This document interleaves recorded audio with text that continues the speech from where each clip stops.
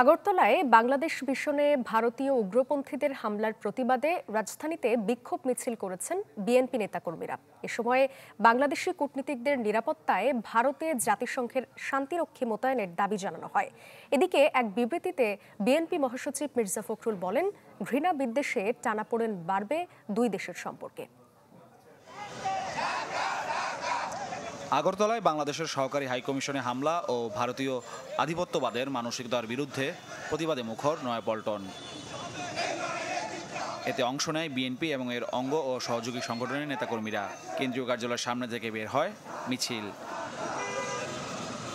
এ সময় দলটির নেতারা অভিযোগ করেন, বাংলাদেশে পরিকল্পিতভাবে সংঘাতে উস্কানি দিচ্ছে দিল্লি। এর আগে দলটির কেন্দ্রীয় কার্যালয়ে সংবাদ সম্মেলনে বিএনপি সিনিয়র যুগ্ম মহাসচিব রুহুল কবির রিজভী আহমেদ অভিযোগ করেন, বাংলাদেশের সাম্প্রদায়িক বিভাজন তৈরির অপচেষ্টা চালাচ্ছে ভারত। বাংলাদেশকে নিয়ে ননসেন্স বক্তৃতার ধারাবর্ষণ সহ বাংলাদেশের ভিতরে অস্থিতিশীলতা তৈরির জন্য মরিয়া হয়ে উঠেছে ভারত। তারা পরিকল্পিতভাবে হিম ঠান্ডা ত্রাস আর আতঙ্কের স্রোত নামিয়ে এনেছে বাংলাদেশের রাষ্ট্র ও জনসমাজে। তারা বাংলাদেশের সাম্প্রদায়িকতার এক সর্বগ্রাসী আগুনের উত্তাপে সবকিছু ছাই করে মানুষ, সংস্কৃতি, সভ্যতা ধ্বংস করে সুদূর প্রসারী আগ্রাসন সম্পন্ন করতে চায়, যেটা কখনো। রিগেল এম্পোরিয়াম হানিবার্ড অফারে জিতে নিতে পারেন ইন্দোনেশিয়ার বালিতে স্বপ্নের হানিমুন।